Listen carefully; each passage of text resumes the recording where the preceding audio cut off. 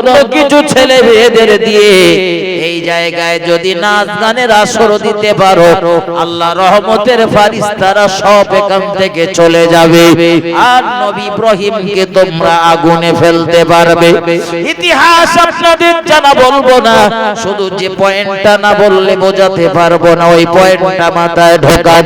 আল্লাহ নবী ইব্রাহিম আলাইহিস সালামকে আগুনে ফেলার জন্য নমরুদ তাই করলো। বিরাট পরিমাণে কিছু মহিলাদের একত্রিত করে, কেউ বা অর্ধনগ্ন, কেউ বা ফুলনগ্ন, তাদের দ্বারা নাচ গানের মজলিস করালেন। ওখান থেকে রহমতের ফারিস্তারা সরে গেল। আল্লাহ নবী ইব্রাহিম আলাইহিস সালামকে এবার আগুনে নিক্ষেপ করা হবে। দ্রুত দুল দিয়েছে, নবী ইব্রাহিমকে আগুনে ফেলবে। দোল চলতেছে, আর হয়তো দু এক মুহূর্তের ভিতরে নবী ইব্রাহিম আগুনে পড়বে। আল্লাহর ফারিস্তা দুজন এসে হাজির। ও আল্লাহর পয়গম্বর ইব্রাহিম, একটু অনুমতি দাও, কি সাহায্য তোমার প্রয়োজন বলো, আমরা সাহায্য করব। অন্য ফারিস্তারা তারা যারা ছিল সব চলে গিয়েছে, দুজন এসেছে নবী ইব্রাহিমের কাছে। নবী ইব্রাহিমকে বলল, আল্লাহ নবী ইব্রাহিম, কি সাহায্য আপনার লাগবে বলো। আল্লাহ নবী ইব্রাহিম বলতে লেগেছেন, সাহায্য তো আমার প্রয়োজন, তবে তোমরা নিজের থেকে এসেছো না মহান আল্লাহ পাঠিয়েছেন? আমরা এসেছি, নিশ্চয়ই আল্লাহর অনুমতি আছে। না রে না না, তোমাদের কোনো সাহায্য আমার প্রয়োজন নেই। আমি নবী ইব্রাহিম আলাইহিস সালাম যে আল্লাহর দ্বীনের জন্য, যে আল্লাহর দ্বীন প্রচারের জন্য আজ এই কঠিন মুসিবতের ভিতরে পতিত হয়েছি, আমার জন্য আমার ওই আল্লাহই যথেষ্ট। কি মানে জজবা? নবী ইব্রাহিম এই একটা আয়াত পড়েছিলেন কোরআন শরীফের ভিতর আল্লাহ নকল করে দিয়েছেন। সর্বপ্রথম পৃথিবীর জমিনে এই দোয়াটা নবী ইব্রাহিম পড়েছিলেন, হাসবুনাল্লাহু ওয়া নি'মাল ওয়াকিল। ও ফেরেশতারা, তোমাদের কারো সাহায্য আমার প্রয়োজন নেই, আমার জন্য আমার আল্লাহই যথেষ্ট। এই দোয়াটা দ্বিতীয়বার যে ব্যক্তিটা পড়েছিলেন, সেই ব্যক্তিটা হলো আমাদের নবী মুহাম্মদুর রাসূলুল্লাহ সাল্লাল্লাহু আলাইহি ওয়াসাল্লাম। বদরের ওই কঠিন জিহাদের ময়দানে আল্লাহর নবী চোখ ভরা পানি নিয়ে হাওমাও করে কাঁদছিলেন। কোন রাবী বর্ণনা করেছেন, নবী এত কান্না কাঁদছিলেন বদরের মাঠে। আমার নবীর মা মারা গেলেও নবী এত কান্না মনে হয় কাঁদিনি। একজন সাহাবা বর্ণনা করছেন, দেখলাম রাসূল নামাজে সিজদায় পড়ে কাঁদতেছেন, দোয়া করছেন। এই অবস্থা থেকে আমি যুদ্ধের ময়দানে চলে গেলাম। বেশ কিছুক্ষণ যুদ্ধ করার পরে ফেরত এলাম রাসূলের সঙ্গে কিছু বলবো বলে। এসে দেখলাম আল্লাহর নবী তখন নামাজের সিজদায় পড়ে ডুকরে ডুকরে কাঁদতেছেন। আল্লাহর নবী সিজদার ওই কান্নার আওয়াজ আমি শুনতে পাচ্ছিলাম। আবার আমি চলে গেলাম যুদ্ধ করতে। যুদ্ধ করতে করতে করতে করতে অনেক সময় পেরিয়ে গেল। আবার ফেরত এসে দেখলাম আল্লাহর নবী তখনও মাথা উত্তোলন করেননি। নবী আবার তখনও মাথা নিচু করে হাউমাউ করে কাঁদছিলেন। আল্লাহ, মাত্র 313 জন মুজাহিদকে নিয়ে দাঁড়িয়েছে। আল্লাহ, 12-13 বছরের কত গাল শুনেছি, কত মার খেয়েছি, কত রক্ত ঝরেছে, কত ঘাম ঝরেছে। এই মাত্র 313 জন মুজাহিদকে নিয়ে দাঁড়িয়েছি। আল্লাহ, আজ যদি আপনার সাহায্য এদের উপরে না আসে, আপনার রহমত যদি এদেরকে বেষ্টন না করে, এই বদরের ময়দানে যদি আমার সাহাবাদের পরাজয় হয়, আল্লাহ, আপনার দ্বীনের কবর রচনা হবে এখানে। মুহাম্মদুর রাসূলুল্লাহ কাঁদতেছিলেন, এত কান্না কাঁদতেছিলেন সিজদার হালাতে। নবী সিজদার হালাতে কাঁদার কারণ হলো আল্লাহর বান্দা যখন নামাজে সিজদায় চলে যায়, ও বান্দা তখন মহান আল্লাহ সব থেকে নিকটে পৌঁছে যায়। এজন্য মুহাম্মদুর রাসূলুল্লাহ নামাজে সিজদায় গিয়ে কাঁদতেছিলেন আল্লাহর দরবারে। দোয়া কবুল হয়ে গেল, প্রার্থনা মঞ্জুর হয়ে গেল। আমার আল্লাহ ডাক দিলেন, ফেরেশতারা জলদি করে বদরের ময়দানে নেমে যাও আর আমার নবীর উম্মতদের সাহায্য করে এসো। যত সময় না বদরের ময়দানে ওই জিহাদের বিজয়ের পতাকা মুসলমানদের হাতে না উঠছে, তোমরা ময়দান থেকে সরো না। আল্লাহর ফেরেশতাদের সাহায্য চলে এলো। ও বাবাজি ভাইজানেরা, খুব অল্প সময়ের ভিতরে দেখা গেল বদরের ময়দান মুসলমানদের কবজায় চলে এলো। মহান আল্লাহ মুসলমানদের জয় দান করলেন। একটু মহব্বত করে বলুন সুবহানাল্লাহ। আল্লাহর হাবিবের সাহাবারা গনিমতের মালগুলো কোরাচ্ছিলেন, নিজেদের মাল সাবান রেডি করছিলেন। ঠিক এরকম একটা সময় কেউ একজন ডেকে ডাক দিয়ে বললেন, ইয়া রাসূলুল্লাহ, ইয়া হাবিবাল্লাহ, হুজুর মনে হয় মক্কার আর একজন নেতা অনেক সংখ্যক সৈন্য নিয়ে এই বদরের ময়দানে আসতেছেন, পুনরায় হামলা চালাবে বলে। আল্লাহর নবীর মনটা মলিন হয়ে গেল, চোখের কোণাতে আবার পানি জমে গেল। আল্লাহ, সবে তো বিপদ থেকে উঠলাম, আবার বিপদের হাতছানি। মুহাম্মদুর রাসূলুল্লাহ আসমানের দিকে মুখটা উত্তোলন করে পৃথিবীর জমিনে দ্বিতীয়বারের জন্য তিনিও বললেন, হাসবুনাল্লাহু ওয়া নি'মাল ওয়াকিল। আমার জন্য আমার আল্লাহই যথেষ্ট। একটু মহব্বত করে বলুন সুবহানাল্লাহ, আরো জোরে বলুন সুবহানাল্লাহ। ভক্তি ভরে দরুদ আল্লাহুম্মা সাল্লি আলা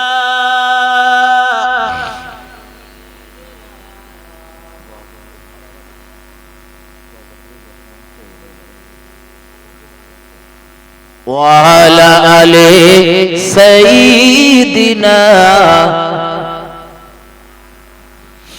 মা আমিনা মুখ দেখিয়া বলে মুহাম্মদ, আর দুঃখে ভরা কপাল রে তোর অমর সোনার চাঁদ।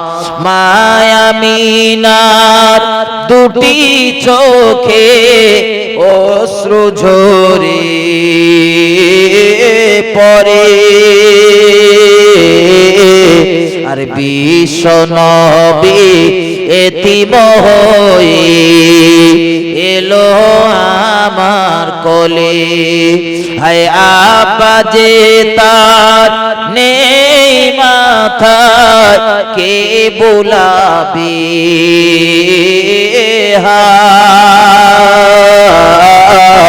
আর দুঃখে ভরা কপাল রে তোর অমর সোনার চাঁদ।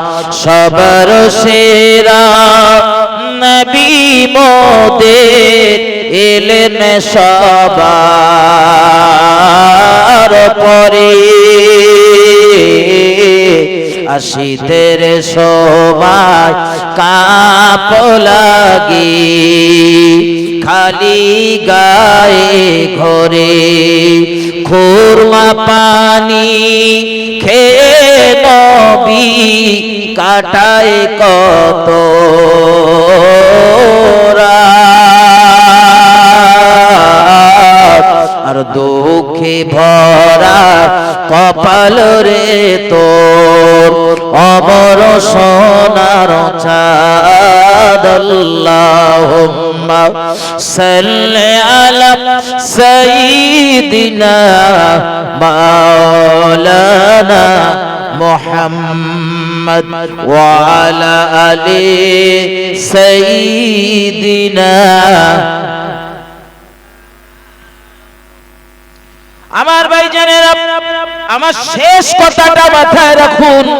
আল্লাহর নবী হযরত ইব্রাহিম আলাইহিস সালাম তিনি কামনা করলেন, প্রার্থনা করলেন, হাসবুনাল্লাহু ওয়া নি'মাল ওয়াকিল, আমার জন্য আমার আল্লাহই যথেষ্ট।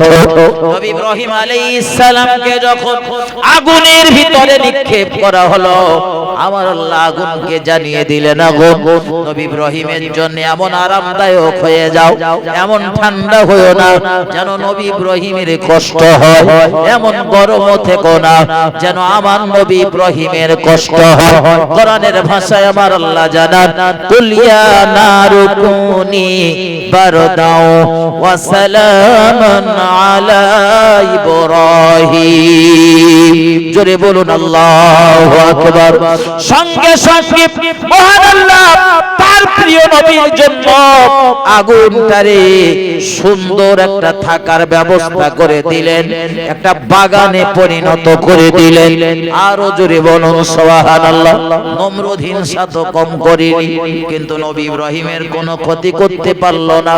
কিন্তু দেখা গেল মহান আল্লাহ নবী ইব্রাহিমের প্রতি হিংসা বিদ্বেষ করার কারণে এই নমরুদকে আল্লাহ সামান্য একটা খোঁড়া মশার আক্রমণে নিজের কর্মচারীদের দ্বারা জুতোর বাড়ি খাওয়াতে খাওয়াতে দুনিয়া থেকে তুলে নিয়েছে। আবারও কর্মচারীর মাইনেটাও সে নিজে দিতে। হযরত কথাটা ব্রেনে ঢোকা, হিংসা করে আপনি লাভবান হতে পারবেন না, আপনার ক্ষতি ছাড়া। সুতরাং হিংসা করবেন না, মন থেকে ওটা ধুয়ে মুছে সাফ করে ফেলেন। মুহাম্মদ সাল্লাল্লাহু আলাইহি ওয়াসাল্লামের জিন্দেগিতে যে 4 বার বক্ষ বিদারণ হয়েছে, সিনা চাক হয়েছে, কেন? মন থেকে অহংকার, অহমিকা, হিংসা, বিদ্বেষ সব ধুয়ে মুছে সাফ করে দিয়েছে। এজন্য পৃথিবীর শ্রেষ্ঠ মহামানব মুহাম্মদ সাল্লাল্লাহু সমস্ত জায়গায় এত সুন্দর সুন্দর তার ব্যবহার আপনি কল্পনা করতে পারবেন।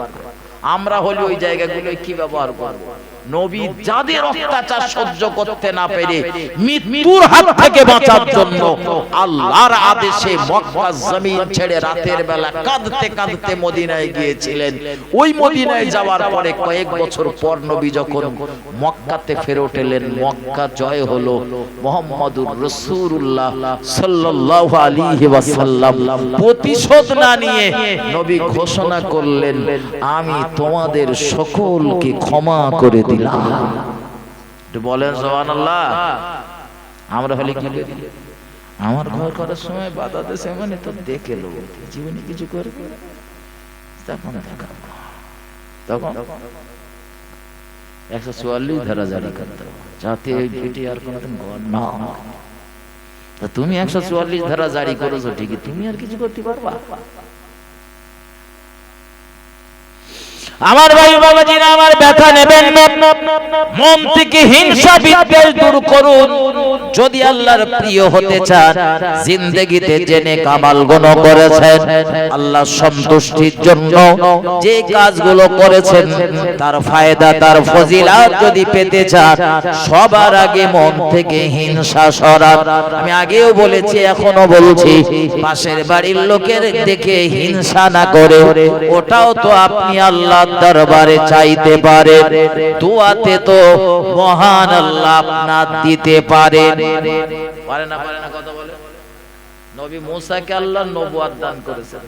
নবী মুসার অন্য কোন ভাইকে না, নবী মুসাকে অজবজে নবী মুসাকে ডাক দিয়ে আল্লাহ বললেন, ও আমার নবী মুসা, তুমি ফেরাউনের দরবারে যাও। আমি কোরআন শরীফের কোটা আয়াতের তরজমা বলছি, আয়াতগুলো না বলে বঙ্গানুবাদ বলছি। তো আল্লাহ ডেকে বললেন, মুসা তুমি ফেরাউনের দরবারে যাও। নবী মুসা যাবে, প্রস্তুত। কিন্তু যাওয়ার সময় ভাবতেছেন, আল্লাহ আমার জবানটা তোতলা, আমি ভালো করে কথা বলতে পারি না। আর দেখবেন আমার সমাজে শুধু ওই পিরিয়ড নেই, এই পিরিয়ডে যারা একটু তোতলা হয়, কথাবার্তা বাধো বাধো হয়, তাদের নিয়ে আমরা অনেক মানুষ রয়েছে হাস তামাশা করি, ঠাট্টা করে না? এগুলো করবেন না। সব আল্লাহর সৃষ্টি, কাউকে অবজ্ঞা করবেন না, অবহেলা করবেন না। এমনটা তো হতে পারে আপনি অন্য একজনকে নিয়ে অবজ্ঞা করছেন, ঠাট্টা করছেন, ওটা যদি আপনার ঘরে হতো আর আপনার ছেলের সঙ্গে মানুষ যদি ওই ব্যবহারটা করতো, আপনার কেমন লাগতো? একটু মন পরিবর্তন করুন। হযরত তো নবী মূসার জবান অস্পষ্ট, তোতলা। আল্লাহ স্পষ্ট জবান দিয়েছিলেন, কিন্তু সেই ফেরাউন ছোটবেলায় পরীক্ষা করেছিল, ওই আগুনের টুকরো গালে ভরেছে, তো আলজিবটা পুড়ে গেছে, খাঁটো হয়ে গেছে। এর কারণে তারপর থেকে নবী মূসার কথা হয় তোতলা, অস্পষ্ট। ও আমার দেশে কিছু মানুষ এরকম আছে, একটা কথা বলতে গিয়ে সময় নেয়। আমার একজন ওস্তাদ ছিলেন, আমি নাম বলবো না যেহেতু লাইভ চলছে, তো তিনি কোনো কথা বলতে গেলে অনেকটা সময় নিয়ে তারপরে উচ্চারণ করে কথাটা বলতেন। হয়তো দেখা যাবে হয়তো ডাকতেছেন, আমার হাসিবুর বলে হয়তো ডাকতেছেন, তাই হাসিবুর বলতে গিয়ে হা হা হা করে তারপরে হাসিবুর, এরকম আছে। তো নবী মূসা আলাইহিস সালাম ছিলেন তোতলা, অস্পষ্ট কথা বলতেন। আর তাকে যেতে বলছে ফেরাউনের দরবারে। ফেরাউন তো খোদাদ্রোহী, আবার ওই ফেরাউনের বাড়ি আল্লাহ নবী মূসারে লালন পালন করে লেছে। আর সেই নবী মূসা আজকে যাচ্ছে ফেরাউনের কাছে কলেমার দাওয়াত দিতে, গিয়ে বলবে যে একত্ববাদের দাওয়াত দেবে। ইতিহাস আপনাদের জানা বলছি না।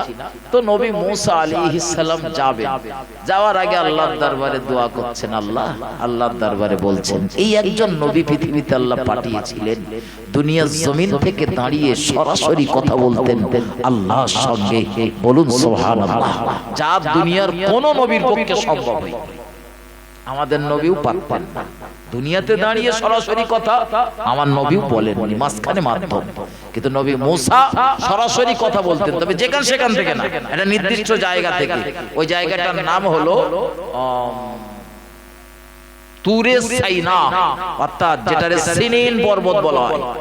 কোরআন শরীফের 30 পারাতে একটা সূরা রয়েছে, দেখবেন আমরা মাঝে মধ্যে পড়ি, ওয়াত্তিনি ওয়াজ-যাইতুন, শপথ তিন আর যাইতুনে, ওয়া তুরে সিনিন, আমার আল্লাহ শপথ খেলেন তুরে সাইনা। ওই তুরে সাইনা, যে তুরে সাইনাতে দাঁড়িয়ে নবী মূসা কথা বলতেন আল্লাহর সঙ্গে।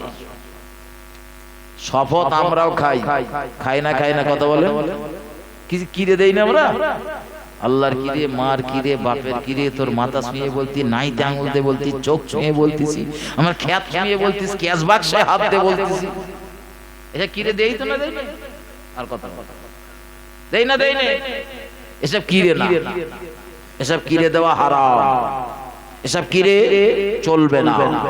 শপথ যদি কখনো করতে হয় আল্লাহর নামে শপথ দেবেন, আল্লাহর কিরে বা আল্লাহর কসম।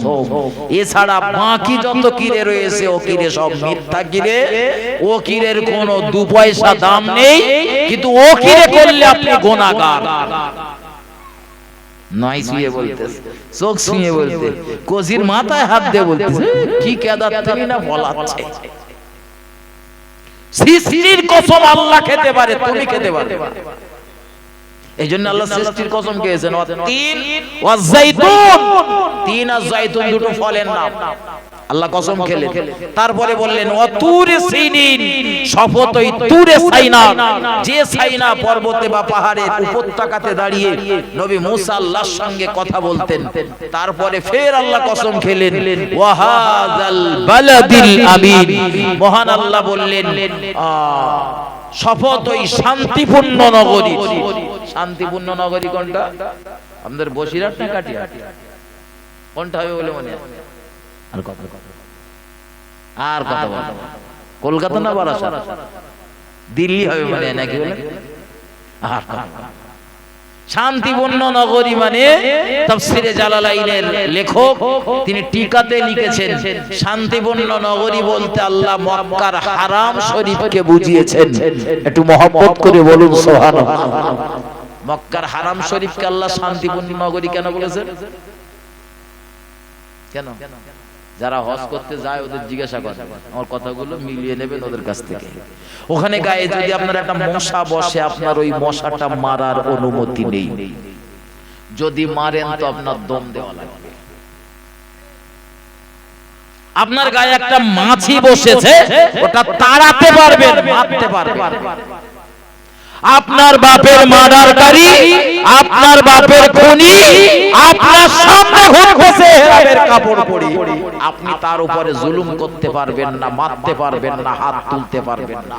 এত শান্তির জায়গা, এই জায়গার কসম খেয়ে আল্লাহ বললেন ওয়াহাদাল বালাদিল আমিন, শপথ ওই শান্তিপূর্ণ নগরীর। এরপরে আল্লাহ বললেন লাকাদ খালাকনাল ইনসানা ফি আহসানি তাকওয়িম, আমি আল্লাহ পৃথিবীর জমিনে সৃষ্টি করেছি সুন্দর অবয়ব দিয়ে, সৌন্দর্যমণ্ডিত করে মানুষ জাতিকে। একটু মহব্বত করে বলুন সুবহানাল্লাহ। পৃথিবী শ্রেষ্ঠ করে আল্লাহ আমাদের বানিয়েছে, আর দুনিয়ায় এসে আমরা কি করতেছি ভাবে। আমার আলোচনা এখানে না, শেষ পয়েন্টটা মাথায় নেন। কসম যদি কখনো দিতে হয় আল্লাহর কসম দেবেন, তবে আল্লাহর কসম দিয়েছেন, যদি ওই কসম রাখতে না পারেন তো ওর জন্য কাফারা রয়েছে। আপনি ধরো বললেন আল্লাহর কসম 5000 টাকা দোবানি, তারপরে আপনি দেননি, এই যে কসম ভঙ্গ করেছেন, তো এর জন্য আপনার কাফারা দিতে হবে। কি কাফারা? কমপক্ষে 10 জন গরিব মিসকিনকে দুবেলা খাওয়াতে হবে। দুবেলা কসম তো আমার দেশে এখন আলু পটলের বস্তার মতন ঢেলে দিচ্ছে। আল্লাহর কি রে বলতিস 3.5 টাকায় কেনা, অথচ কিনে 1.5 টাকায় হয় না? তুমি কসম দিয়েছো, কসমের কসম নষ্ট করেছো, তো এই 10 জনকে খাওয়াও। তাও যদি না পারো তো একজন গোলাম বা দাসকে আজাদ করে দাও, যেহেতু দাস প্রথাটা এখন আমাদের সমাজে আর নেই।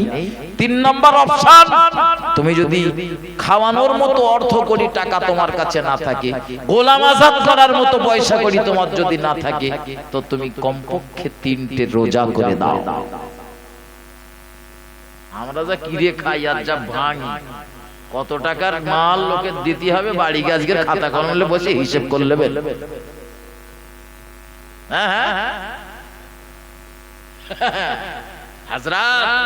মাথায় ঢোকান, এগিয়ে চলুন।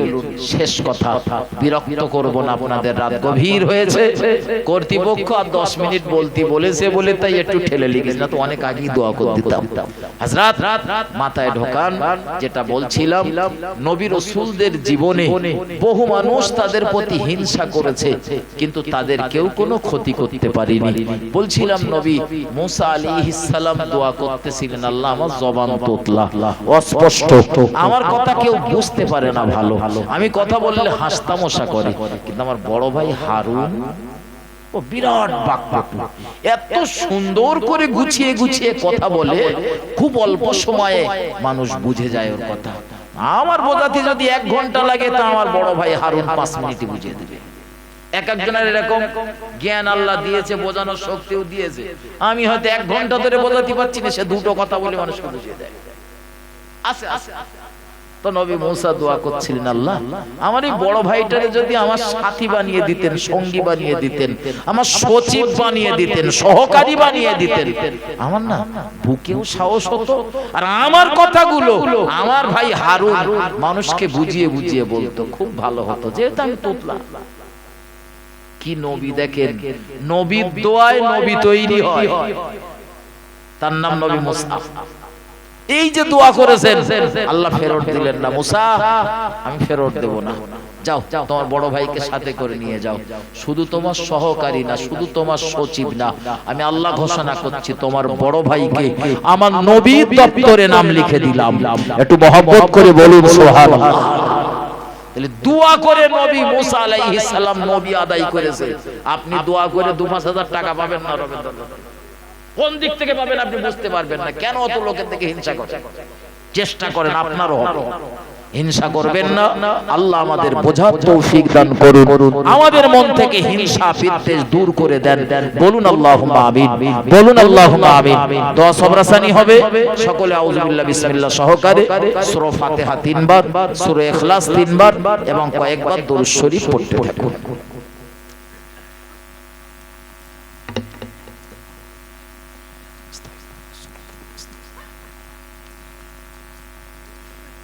সেই সঙ্গে পূর্বের বক্তা আপনাদেরকে তো বহু মাদ্রাসার দাওয়াত করে গিয়েছে, যাবেন। আমি অযোগ্য নগণ্য, আমার সঙ্গে আমার ভাই মুফতি মাসুম বিল্লাহ রহমানী তিনিও রয়েছেন। আমরা দুজন মিলে কম বেশি করে দক্ষিণ বরুণী সিদ্দিকিয়া আমিনিয়া বালিকা